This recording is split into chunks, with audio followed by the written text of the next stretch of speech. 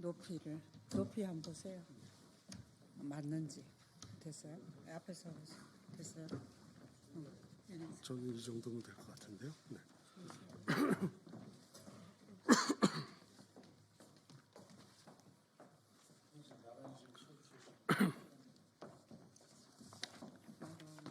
이쪽으로 오시죠. 한 분은 이쪽으로 한번 보세요. 좌우 균형을 맞추고. 인사 한번 합시다. 자, 인사합시다. 차렷 보내.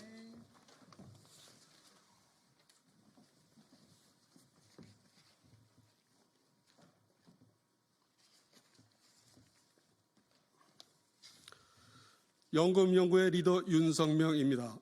연금연구회는 지속가능한 연금 및 노후소득보장 체계 구축을 모토로 한 사회봉사단체입니다. 연금연구회가 긴급 기자회견을 하게 된 이유를 말씀드리겠습니다. 낸 것보다 훨씬 더 많이 받는 연금제도를 37년째 운영하다 보니 국민연금 건강 상태가 너무도 나빠졌습니다.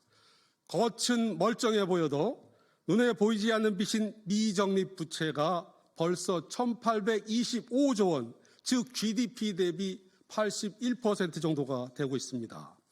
우리 손자, 손녀 세대가 연금 혜택을 누리기 위해서는 고통스러운 개혁이 불가피합니다. 상황이 이러한데도 연금 개혁이라는 이름을 붙여가며 연금 계약을 하려 하고 있습니다. 받는 돈을 지금처럼 월급의 40%로 유지하고 내는 돈은 현재 9%에서 15%로 올려도 재정 안정 달성이 어렵다는 진단이 나왔는데도 말입니다. 그런데 내는 돈은 찔끔 올리는 조건으로 받는 돈도 더 올리겠다고 합니다. 2월 안으로 통과시키겠다는 받는 돈을 4%포인트나 더 올리는 소득 대체율 44%, 보험료 13% 안의 실체를 제대로 이해해야 합니다. 올해 경제성장률 2% 달성도 어렵다는 마당에 연금은 10%나 더 올려주겠다는 의미라서 그렇습니다. 이러한 연금 계약안이 연금 개혁안으로 둔갑되어 통과된다면 그 부담으로 인해 우리 손자, 손녀 세대는 필봉이 아니 허리가 부러질 수도 있습니다. 그러니 받는 돈인 소득 대체율은 40%를 유지하면서 보험료를 13%로 조속히 인상해야 한다고 연금연구회가 거듭 주장하고 있는 것입니다.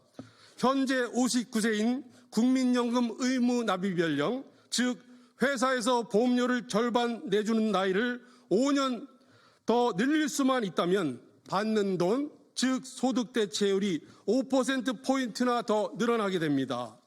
또한 노동시장 개혁을 통해 일본에서는 이미 보편화된 퇴직 후 재고용 제도 도입으로 지금보다 5년을 더 일할 수 있게 된다면 연금 받는 돈 5%포인트가 늘어나는 것 외에도 5년 동안의 월급과 퇴직금을 더 받을 수 있어 일석삼조의 효과를 누릴 수 있습니다.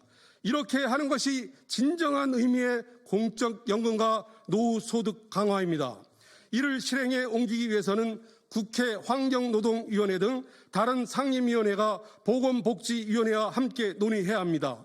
그러니 국회 여러 상임위원회가 동시에 참여하는 특위 구성이 불가피하다고 강조하고 또 강조하는 것입니다. 제 발언에 이어 연금연구회 김신영 총무와 김규찬 청년회원이 발언을 이어가도록 하겠습니다. 감사합니다.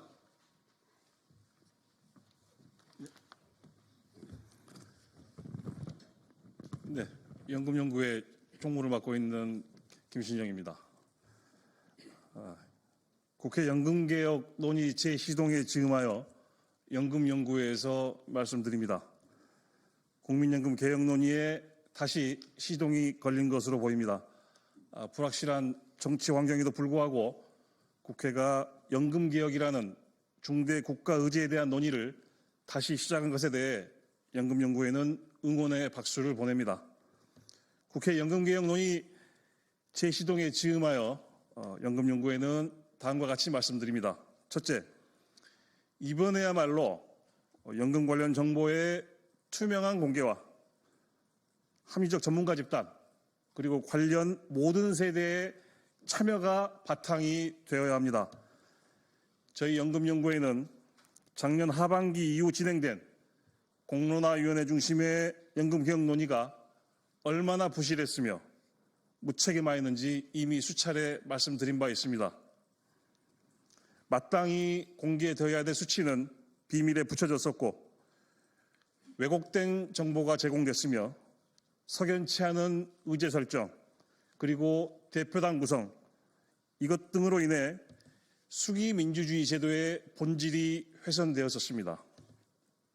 또한 연금 개혁의 결과에 직접적 이해관계를 가지고 있는 힘 있는 사회 세력과 정치 집단들이 논의 과정에 직접 참여하거나 압력을 행사해옴으로 인해 오히려 연금 전문가와 미래 세대들이 논의 과정에서 배제당했었습니다. 연금개혁 논의 결과의 정당성은 논의 과정과 절차의 공정성에 기반합니다. 공정한 과정과 절차란 투명한 정보의 투명한 공개와 전문가 및 이해 당사자들의 참여 보장을 의미합니다. 둘째, 언론 보도에 따르면 현재 국회에서 논의되고 있는 연금개혁안은 소득 대체율 인상을 포함하고 있는 것으로 보입니다. 연금연구회는 감히 말씀드립니다. 소득 대체율 인상이 포함된 연금개혁은 제도의 지속 가능성은 전혀 고려하지 않고 오히려 대놓고 미래 세대들을 약탈하겠다는 선언과 다르지 않습니다. 이미 저희 연금연구회는 21대 후반기 국회에서 여야 합의라는 이름으로 진행되었던 소득 대체율 인상 수치 43% 또는 44%였습니다. 이러한 수치들이 근거도 없고 족보도 없으며 연금개혁이라는 이름을 붙일 수조차 없는 이유를 말씀드린 바 있습니다. 다시 한번 말씀드리자면 소득 대체율 인상은 2023년 현재 1,825조 원가량의 국민연금의 미적립 부채를 불과 20년 뒤인 2050년에 약 6,509조 원으로 대략 3.5배나 늘리게 되는 결과를 가져오게 됩니다. 미래 세대에게 부담을 전가하지 않고 인상된 소득 대체율에 의해 연금을 지급하기 위해서 필요한 보험료는 최소 22% 수준입니다. 그렇다면 현재 여야가 합의하고자 하는 보험료 13%가 의미하는 바는 자명합니다. 우리 세대는 더 이상은 못 내겠다. 나중에 부족하면 미래 세대가 알아서 해라. 라는 의미로밖에 해석할 수 없습니다. 어떤 유형의 연금이건 연금제도의 근본은 수지균형이며 여기에는 어떤 이견도 있을 수 없습니다. 셋째, 정치권 일각에서 제시된 연금개혁 로드맵인 선모수개혁 후 구조개혁에 대해 연금연구회의 입장을 말씀드립니다. 소득 대체율 인상이 포함된 모수개혁은 모수개혁이라 부를 수 없습니다. 연금개혁 논의가 시작된 이유가 기금 고갈의 위험으로 인한 제도의 지속 가능성 악화 그리고 예견되는 세대 간 불공정이었습니다. 이러한 상황에서 모수개혁의 결론은 당연히 보험료 인상과 소득 대체율 인하 또는 유지여야 합니다. 그래야만 다음 단계로서 구조개혁에 대한 논의가 가능해집니다. 만약 모수개혁이라는 이름하에 미래 세대의 동의는커녕 이들의 분노를 조장하는 소득 대체율 인상이 진행된다면 연금개혁을 위한 논의는 단 한 발의 진전도 이루지 못할 것입니다. 정치권은 왜 20, 30대에서 국민연금의 전면 폐기를 주장하는 목소리가 커지고 있는지를 잘 생각해 보시기 바랍니다. 넷째, 노인 빈곤 문제 해결을 위한 방안으로 소득 대체율 인상이 필요하다는 주장에 대해서 말씀드립니다. 국민연금의 낮은 소득 대체율이 지금 한국의 노인 빈곤 문제의 원인은 아닙니다. 따라서 지금 한국의 노인 문제 해결의 해결 방안이 국민연금의 소득 대체율 인상이 될 수도 없습니다.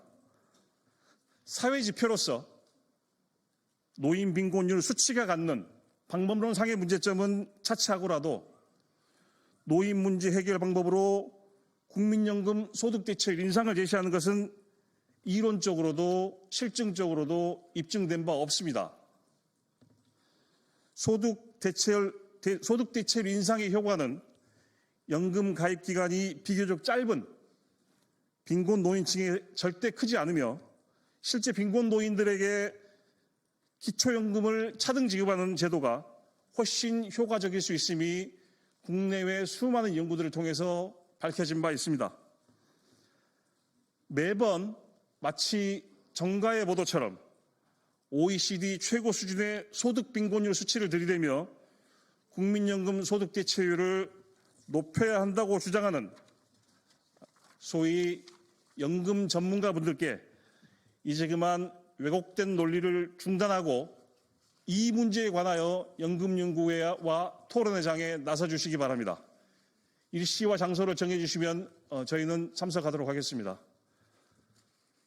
호혜적이지 못하고 공정하지 못한 사회적 연대는 강요된 연대, 즉 연대를 가장한 폭력입니다. 지금 정치권에서 논의되고 있는 모수개혁으로 인해 가장 이득을 보는 세대와 집단이 누구인지를 밝혀내는 작업은 그리 어렵지 않습니다. 이 작업에는 무슨 대단한 수학 공식이 필요한 것도 아닙니다.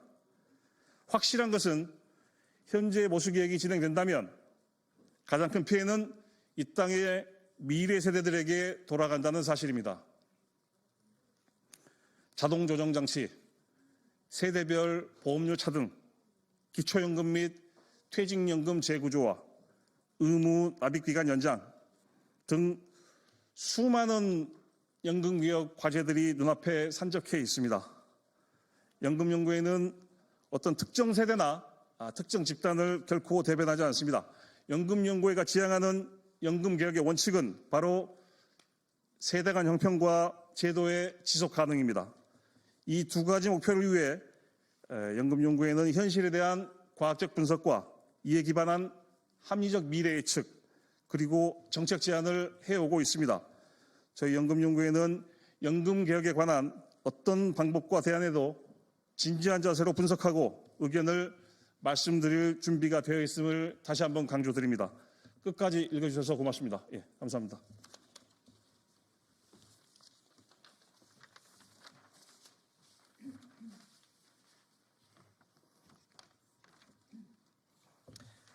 네, 안녕하십니까. 연금연구회 김규찬입니다. 저는 오늘 연금연구회 청년 세대를 대표해 나온 것이 아닙니다.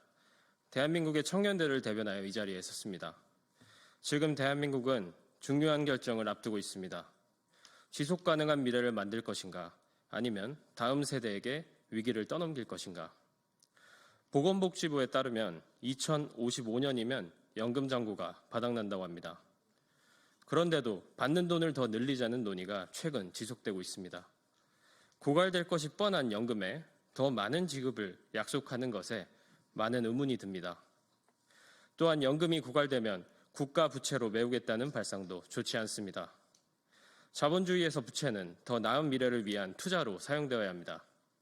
하지만 연금 잔고의 적자를 부채로 메우는 것은 미래 세대에 빚을 떠넘기는 것입니다. 정부와 국회에 요청드립니다. 청년 세대에게 더 많은 기여를 요구하는 것이 현실적으로 가능한지 냉정히 검토해 주시길 바랍니다. 대한민국은 현재 인구 감소로 인한 노동력과 총수요의 감소, 그리고 제조업과 첨단 기술의 국제 경쟁력 악화로 성장 동력을 잃어가고 있습니다. 이러한 상황에서 청년들이 더 큰 부담을 지는 것은 단순한 희생이 아닌 국가의 희생입니다. 두 번째로 정당과 정권을 초월한 개혁을 부탁드립니다. 연금개혁은 정치적 부담이 너무나도 큰 아젠다입니다. 정권이 바뀔 때마다 지지율 하락에 대한 우려로 폭탄이 되어 다음 정부로 넘겨졌습니다. 그 결과 지금 우리는 하루 약 1,000억 원의 연금 적자를 보고 있습니다. 기성세대 여러분, 우리는 당신들이 만든 강한 대한민국의 미래를 걱정하고 있습니다. 지금 결단치 않는다면 우리 아이들과 손주들은 더 무거운 짐을 지고 살아가야 합니다. 청년 세대 여러분, 우리는 이 문제의 당사자입니다. 이제는 결코 외면할 수 없습니다. 마지막으로 정부와 국회에 다시 한번 요청드립니다. 국가의 존속을 위한 제대로 된 연금 개혁을 간곡히 부탁드립니다. 감사합니다.